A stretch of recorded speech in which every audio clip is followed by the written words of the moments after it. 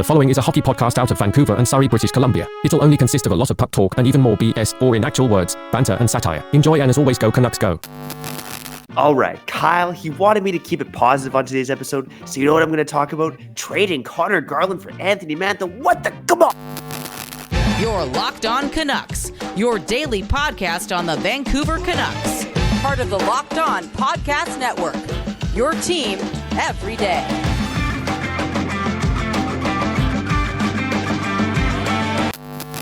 Hey, welcome to another episode of Locked On Canucks. My name is Trevor Beggs, co-host here on Locked On Canucks, and also a Canucks writer over at Daily Hive, Vancouver. Before we dive into today's episode, we got to thank you, yes, you listen right now, for tuning in to Locked On Canucks. It's your team every day. Make sure you go subscribe or follow for free on YouTube or wherever you listen to podcasts. Also got to let you know that today's episode is brought to you by FanDuel, the official sportsbook of Locked On. Make every moment more. Right now, new customers can bet $5 and get up to $200 in bonus bets guaranteed. Visit FanDuel.com/LockedOn today to get started. On today's episode of Locked On Canucks, we got to talk about a potential trade between the Washington Capitals and the Vancouver Canucks featuring Conor Garland, okay? Because the Capitals, they're in the rumors, baby. They're in the rumors. And I want to talk about a potential Garland for Mantha swap and if it makes any sense. Also got to talk about, the Canucks bouncing back. Are the Canucks men or mice? We're going to say they're men because we're going to keep it positive today. Yeah, baby. Call it the happy hour. Let's go. And we're going to finish off the show by suggesting what the Canucks could do for a night out in Tampa Bay after they beat the Tampa Bay Lightning. Hey. But first and foremost, I want to introduce my co-host. He really wanted to keep it positive today, man, so I'll let you bring the positive energy. Kyle Bhawan, what's going on, buddy? Gotta happen, man. Gotta happen. Okay, game number 4. A lot of stress over the last 1.5 games. I'm gonna say 1.5 games, right? I've been kind of hard on the Vancouver Canucks. Hey, it is what it is. Honest program, honest people here, okay?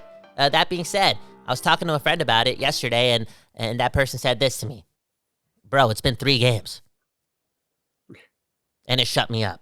So again, today, in Tampa, against a pretty good team, minus Stamkos potentially. I am, more notably though, just looking forward to escape into the game, and I hope that you have a good time doing so as well. And I hope that you have a good time listening to today's episode, okay? I know Trevor Beggs doing his thing, still trading Garland. I don't know what this guy has against Conor Garland. But man, oh man, I feel as if you are not on the same boat as some people who desperately still want the Canucks to gain something from that OEL trade. And I think a part of them are holding on to the fact that Garland can still be a player, / maybe they can get a better player than Anthony Mantha in return. Anyways, I'm going to let you take the floor. Why does Mantha appeal to you? And are you hearing rumors? Because I just woke up. Are you hearing rumors that Washington is interested in Conor Garland? Yeah, so it's been reported. It came from the fourth period, so you can take it with a grain of salt, but it has been reported that the Washington Capitals have shown interest in Conor Garland. So I wanted to run with it a bit because, to me, I can see the logic. I mean, it's been reported, again, through the fourth period that Capitals looking for a top 6 winger, and they're an old team, and they have not had a good start to the season, right? They get shellacked by the Ottawa Senators. Shout out to the boys over at Locked On Senators. Get shellacked by the Senators 6-1. But it's an old team, man. Like, not just Ovechkin, right? But just look at some of their highest paid forwards. You have Ovechkin, who's 38, Backstrom's 35, Kuznetsov's 31, TJ Oshie's 36, Tom Wilson's 29. Like, it's an old team, man. And then Anthony Mantha, you can kind of include him in there. Anthony Mantha is now 29 years old as well. But for me, the reason I thought a Mantha for Garland swap could be interesting is because I think it could be a good old-fashioned hockey trade in a sense, and one where perhaps the Canucks can actually get maybe an asset, maybe like a draft pick. They've been trading draft picks left, right, and center. Maybe they can get a draft pick back because they are trading the better player away. I kind of looked at it as like a fresh lease on life for 2 players. Mantha, obviously, things have not worked out for him in Washington. He's had injuries. But, the guy was acquired for a pretty hefty package. I believe it was like a first and a second round pick when Detroit traded him away. Mm-hmm. So again, he had value. He's had success in the NHL, and he brings something different to the Canucks lineup based on the fact that he's a big winger, right? Like I've talked about it before. The Canucks have too many small wingers with Höglander and Beauvillier and Garland. right? So you trade Garland at 5'8" for Anthony Mantha, who's listed at 6'5", 234. Whoa. He's definitely not a bruising physical player, but definitely brings a bit more hardness on the puck, for lack of a better term, than Conor Garland does. So again, Mantha's struggle. He's not a perfect player. He's even been healthy scratched once already this season. So maybe the Canucks again can buy low on the player, maybe get a draft pick in return, and also Mantha's contract expires at the end of this year, whereas Garland obviously is getting paid for 3 more years. So Whoa. Again, not a perfect trade, but Kyle, what are your thoughts on a potential Garland for Mantha swap here? Well, going into today's episode, I wasn't really looking forward to carrying on this conversation. But then you bring up the fact that his contract's expiring and he does bring something else to the lineup. And that could be appealing. I mean, I don't know how tough this dude is. I've seen some highlights in the past when he was a lot more active and a lot better. I've also heard things about Mantha as well. He seems like one of those players that he's either into a game, which makes him somewhat dynamic, or he's a pylon. Like, he's one of those guys. He's in or he's out. But again, I don't know how tough this guy is. Like, he could be big, which the Canucks do need. They need some size, but they also need some overall team toughness as well.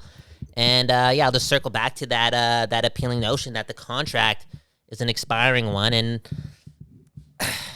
all that being said, I mean, I don't necessarily view Conor Garland as a player for Washington to take in and then also throw in a draft pick to have his salary for another couple years. It just seems like a big ask. Like, if this trade does happen, I know, again, we're trading the quote unquote better player, but I don't see Washington trading a draft pick, man, because they got to carry this guy for a couple more years. And it's kind of uncertain. This always does go back to seeing how this month goes for Garland and seeing how he can be propped up by Elias Pettersson and Kuzmenko if that continues to be a thing. Yeah, and I'm curious to see if it will continue to be a thing. Of course, Conor Garland did score on Wednesday against the Flyers, or on Tuesday, sorry. By the way, do you think that goal should have counted? Oh, yeah, like he went hard to the net. Dude, okay, here's the thing, right? Like, there's always that thing about having a player in the crease and blah, blah, blah, and Brock Besser was in the crease. Ironically, though, he didn't, impede on Carter Hart when he was circling back to the net. Like, it was kind of... It's kind of crazy how clean that transition was and how they didn't really even touch each other.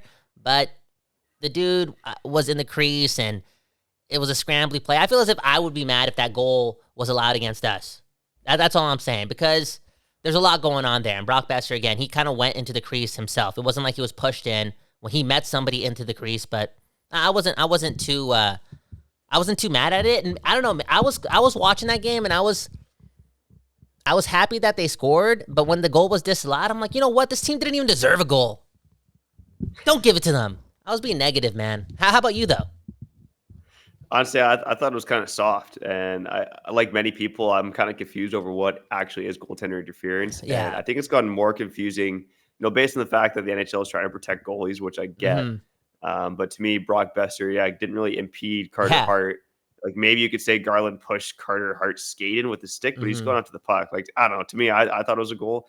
I do think that, again, goalies need to be protected, but if it's a borderline call, I think it should be called a goal. I'll say this too, man. More goals in hockey is a better thing. I'll say this too. There wasn't a lot to watch and then throw away into the good column from that game, but there was one play in particular that Conor Garland did make, I think in the first play, where he just showed his skating ability, the way that he could read a bad defense, and he broke into the zone really easily. And those are the little things that we do see in Conor Garland that kind of differentiates him from other players on this roster. There is this level of not just bite and tenacity, but his skill set and how he can read the play is different. He's better than Beauvillier. You know what I'm saying? He's a step better than Beauvillier. He's not just one of those tweener guys.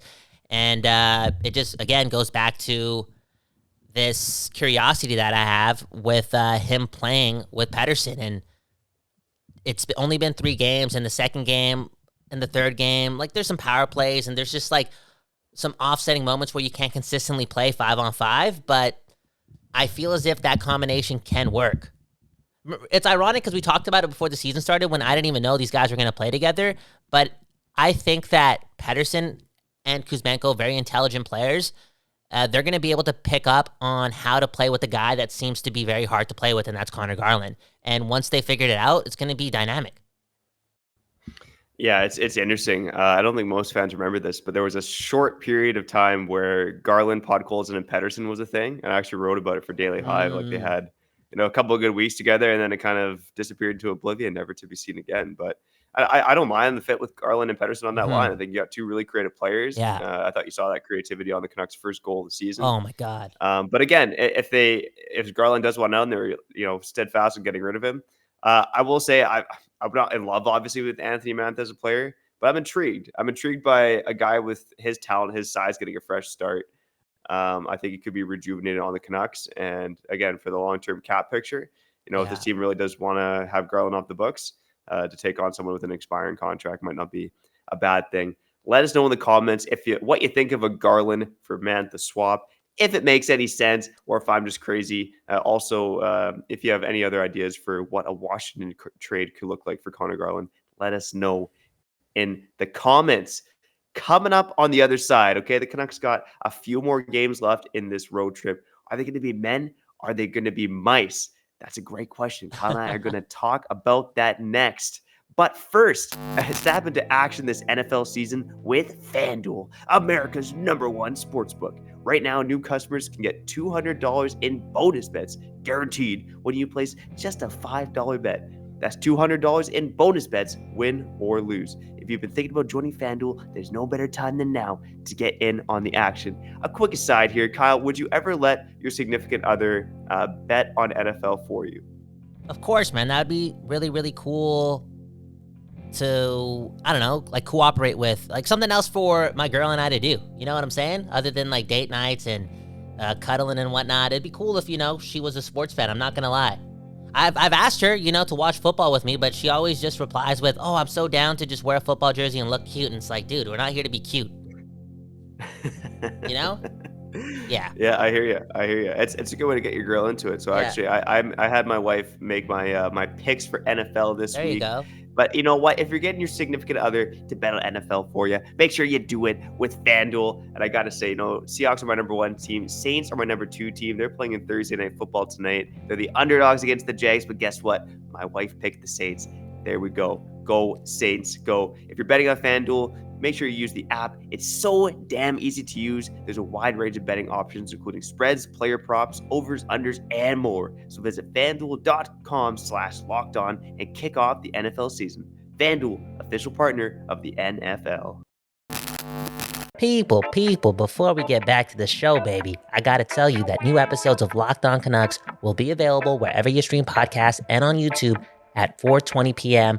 for no reason at all, okay? New episodes every day at 4:20 p.m. Again, wherever you stream podcasts and on YouTube. Let's get back to the show.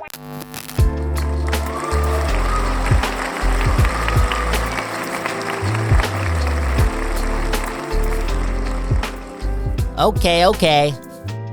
We're back on Locked On Canucks, the show where we give you your Canucks every day. Subscribe, hit the like button if you did enjoy today's episode, and if you didn't, it's all good. Don't do that. Don't lie to yourself, ever.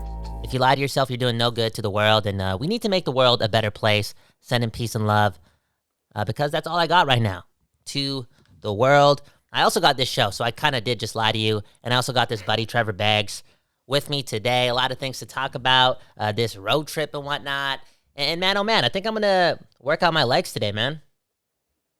My girl, man. Yeah, yesterday was jumping rope. Now it's legs day. Dude, yeah, you know what I'm trying to get. My girl loves nice and juicy thighs, juicy and thick thighs. Right. Yeah, so I want to be Juicy Bhawan, bro. Juicy Bhawan. Oh man, what about these Canucks? Is there gonna be a juicy performance to come on this road trip? Hopefully not just juicy rebounds. The goaltender's been pretty good, so can't complain there. Mm-hmm. I think they're gonna, I don't know what happened this morning, but I woke up and I realized that, again, over the last 1.5 episodes, it's been kind of pessimistic. I wouldn't actually say pessimistic. We've just been kind of holding on to this fact that the Vancouver Canucks could be repeating things, and it always does stem from a lack of structure, but more notably, just being beaten along the boards, a lack of effort. But whatever. I woke up this morning and I realized that, I think for whatever reason, we've seen the worst.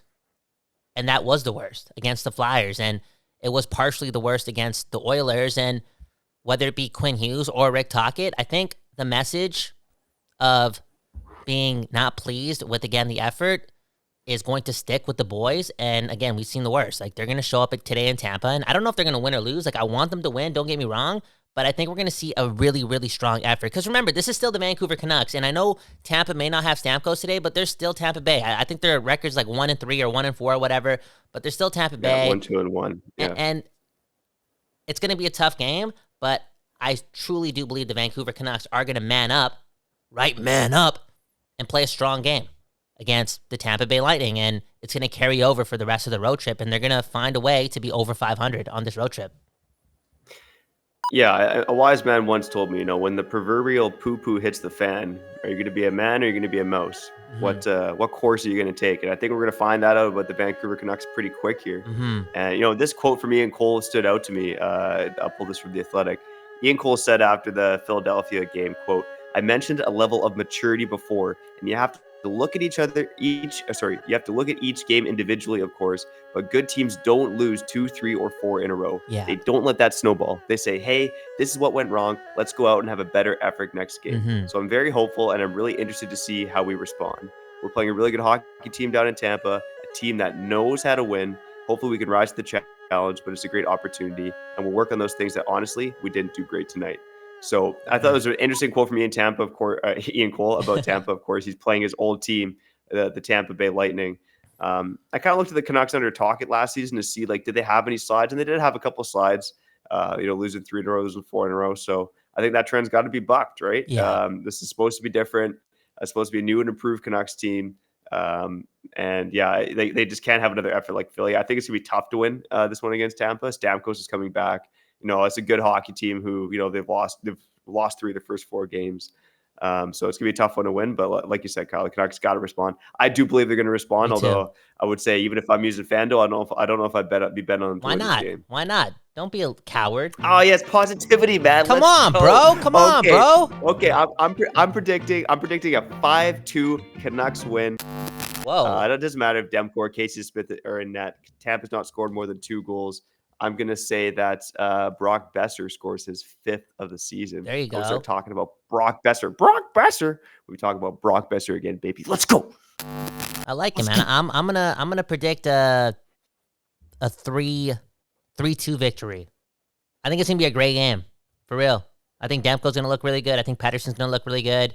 And 3-2 win for your Vancouver Canucks. And I know I said it 2 or 3 minutes ago how I don't really care too much about the result today. I just want the effort to be there. Let's start there. Because, again, man, West Coast, best coast, Vancouver, educated fan base, as much as we want what's best for this team, and that normally does equate with W's, at the bare minimum, I think we understand that the Vancouver Canucks are who they are. We look at their roster, we look at that decor, and we're like, okay, this is still a growing team, a team that hasn't proven much, but a team that needs to show that showing absolutely no effort is not good enough, and that's going to stop. And that whatever happened in Philadelphia and whatever happened in Edmonton, that was enough. That was enough for the next 30 games. We're not going to see that anymore. It's just the truth. So yeah, 3-2 win for your Vancouver Canucks. Yo, I want to bring this up too, okay? Because every time we play Tampa or I think about Tampa, I always think about this comparison, because even though I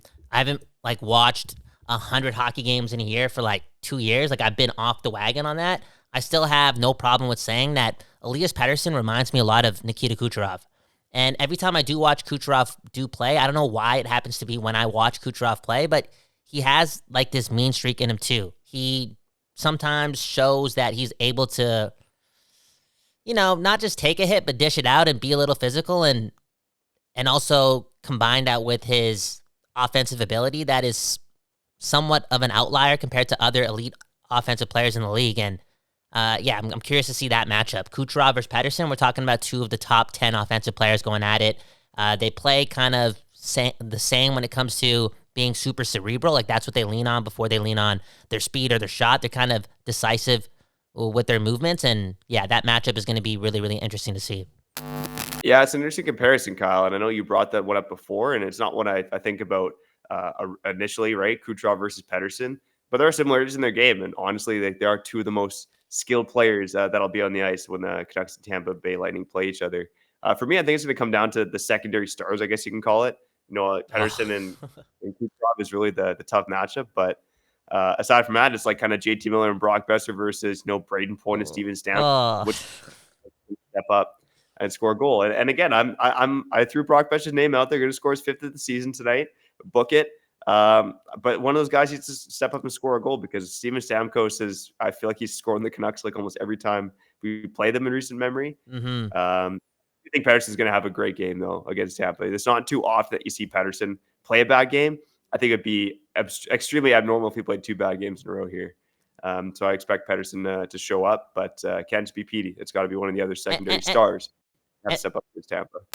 And on that note, like, it would be really, really nice to see Kuzmenko show up as well. And I'm not taking a shot at him. I'll actually attach Pettersson to that as well. Like, let's see the chemistry. Let's see the dynamic duo on full display today, because it's game number 4. And I don't think we've seen that 5-on-5 yet.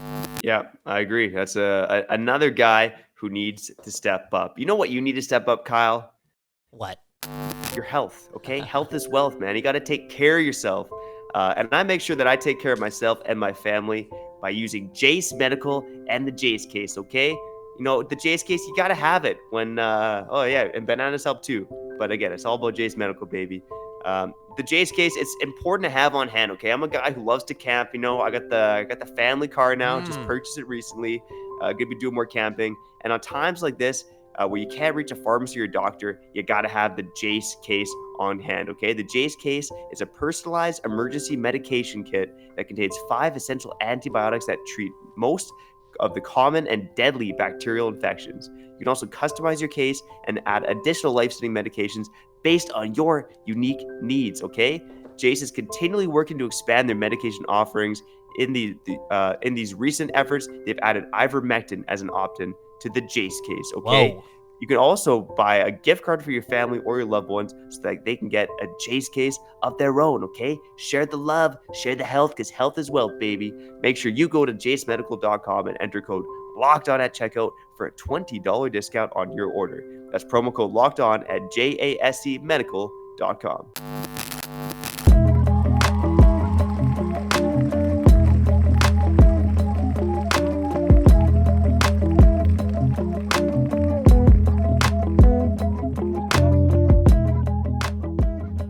Okay. You're back on another episode of Locked On Canucks. My name's Kyle Bhawan. That's Trevor Beggs. I call myself Kyle Bhawan, okay? I'm Juicy Bhawan. These legs are getting thick. Have you ever got complimented on your large thighs? Like, has your wife ever been like, I love your thighs, baby? No? No, I got a skinny waist and chicken legs, man. And it's not to say I skipped legs day. I'm just that's the way you're built. I'm not judging. Come on. Yeah, it's the way nature made it, man. Yeah, exactly. We're not body shaming here. We're not body shaming here, man. It is what it is, man. It is what it is. Now, I know Beggsy, he wants to talk about, what the boys could do in Florida, because yesterday we brought it up, right? We brought up how, based on the fact that we've seen, Pettersson not be stood up for, and there was even a hit against Quinn Hughes, and just not a lot of camaraderie being shown in moments like that. We feel like maybe it'll all change if the boys, win or lose, have a good time in Florida. I feel like Tockett's that type of guy too, Like, if the Canucks do get their ass kicked tonight, I feel like Tocchet, even though he's straight up with the media and he's holding people accountable to the media, and I'm sure he's doing it in the room, there's a really, really good chance that this guy's like, yo, we just lost 4-1. Let's get fucked up. You know what I'm saying? Let's go out. Let's just shake it up a bit. And I know Trevor's going to get into the details, but before we do that, I'm not going to really run Comment Corner, but I want to... Welcome to Comment Corner, powered by Paraphrasing. This comment comes from Gregory. It pains me to know that all we can get for Garland is cap space. The OEL trade makes me cry to my wife every night. I think she hates me now. Okay, so somebody did say that they are scared, again, of getting rid of Garland for not much. And in this case, it would be like, 1 year of Anthony Mantha, because they are desperately, again, hanging on to potentially getting a little bit of something in the long run for that OEL trade that, yeah, it just hurts. Do you kind of understand where they're coming from? And do you think it's actually impossible? Like, do you think fans like me, because I think the same way as this dude, do you think that we should kind of just move on? It's over? Like, just take the L with that trade and don't worry so much about getting the most for Garland? You get what I'm saying? Yeah, I think you kind of have to separate the two things. The Canucks clearly lost that trade. It was a brutal move. Thank you, Jim Benning. But aside from that, the Canucks still got to maximize and I would say get the most they can for Conor Garland. So I will say, even though I'm intrigued by a Garland for Mantha swap, I do think you're selling low on the player, which I don't like. That's why I kind of said maybe the Canucks can get a draft pick out of that trade. You're right. Would Washington want to do that? They'd have to really like Garland. Mm-hmm. I do think they need to get younger, and he's a cost control player. So there is some value there, and they've accumulated some picks in 2025. They have like 3 second rounders. Okay. So maybe they could part with those seconds and a third. But yeah, it at the end of the day, you're still selling for pennies on the dollar. I prefer if they get kind of held on to Garland. Let's see what he can do on the top line, boost his value even more, and let's see if he can get something at a later date. Maybe Conor Garland's going to lead the charge after the Canucks win in Tampa Bay. So I think for me, if the Canucks win it, when the Canucks win in Tampa Bay, they got to go to a nice Florida grill after the game. Okay, there's Ulele's restaurant in Tampa, nice Florida grill, Southern grill. Get that barbecue going, get the barbecue flowing, flaming. All right. Afterwards, maybe they can go to Top Golf. It's like a rooftop bar where you can have the virtual golf set up, man. Maybe the Canucks can swing a few balls off the top of the. Dude, what is this? Is this like a bachelor party? Is this like a bachelor party for people who make $80,000 a year? Gotta go out. Come on, bro. Exactly. We're talking about millionaires out here in Florida, dude. Top Golf, hit the driving range. Yeah, let's go hard. Let's go hard today, boys. I'm talking making memories. Well, they obviously got to go out to the strip club afterwards. Too, of course, something of course. like that. Just get the U.S. Hundies. Yeah. Get the Benjamin Franklins. The Benjamin Franklin on the 100, man. Come on, let's go. Just have some fun, man. Loosen up. I think we've been saying it so much, and obviously they've been preaching this as well. Like the good start. You got to have a good start, and they're really running the gauntlet to start the year, right? Edmonton, they did well, and then now they're on this road trip and blah, blah, blah. Like, it's a serious issue. That being said, with the amount of skill that they have on this team, especially in the top end, and then you kind of have to lean on the fact that Demko is, he's looking like Demko again. He's going to be top 5, right? There has to be more fluidity and less stress and just more ease sprinkled into that dressing room. So I think we can see the most creative team / dynamic team. Like, just have more fun in general. Just have more fun. It's just the truth, man. Talk it, man. Pull the cards out, right? Why are you laughing? Yeah, have that. No, you got to have that camaraderie and got to have that stress-free vibe, for lack of a better term. Because again, we talked about it earlier this week. You see Patterson get laid out, you see Hughes get laid out. There's no response. I think maybe it ended up with the boys a little bonding on the road, and hopefully that stuff isn't happening. Because if that keeps happening, I think the Canucks are going to continue losing. And then they're going to have to start making some moves. But again, got to keep it light and positive because the Canucks are going to win against the Tampa Bay Lightning and end up this road trip with a bang. And they're going to party on the road, have some fun, just like we're having fun here on Locked On Canucks. Kyle, anything you got to say to the people before we get out of here? Yeah, man, happier times await because the Canucks are going to end this road trip off above 500, and we'll be fine. We'll get through this stretch, and we'll be optimistic, and we'll have a lot more fun here on Locked On Canucks. And I do want to add that I did listen to a podcast. Dude, I forgot the dude's name, and I even forgot the show name. Somebody just sent it to me because it was really centered around the history of Vancouver and the nightlife in Vancouver. And there was a club owner who happened to own or manage Pierre's. I don't know if you know where Pierre's is. It's in Yaletown. And he mentioned, because he also works in the entertainment industry in Toronto and New York as well, that the best sports teams are the ones that win championships are the ones that involve the teams that party together, that do their thing together. Party responsibly, but again, just loosen up. And more laughter, more memories creates a stronger bond. And I know we're jumping to conclusions early, bringing up terms. Well, I'm saying this, like, where's the camaraderie? We're seeing guys get leveled and there's no standing up. I feel as if, again, just loosening up a bit, laughing away from the rink, getting together closer, minus the wins, minus the goals, just doing it on a more emotional level could bode well for this team. So, bro, I wish I was rich, man. I would send these guys $10,000 to go buy bottles and just do their thing. For real, man. It is what it is, okay? That was another episode of Locked On Canucks, keeping it light on today's episode. Enjoy the game in a couple of hours. And, yeah, escape, man. We're so lucky to be here. You got to be grateful, man. Like, it's 4 o'clock, and we're going to be sitting on the couch, and we're going to be cracking a beer, and we're going to be watching hockey. We're already winning. Anyways, Beggsy, sign us out. All right. Shout out to those everydayers, the occasional listeners. If this is your first time listening, welcome to the program. And a special shout out to the new subscribers. We love all of ya. Coming up on Locked On Canucks again, going to cover the Tampa game. And hopefully we have some wins to talk about, baby. Because again, we want some winning hockey. This season matters in Vancouver. It's response time. Loosen up. Let's have some fun. Thanks for joining us on today's episode of Locked On Canucks. I'm Trevor Beggs. That guy's Kyle Bhawan. We're signing out. See you later.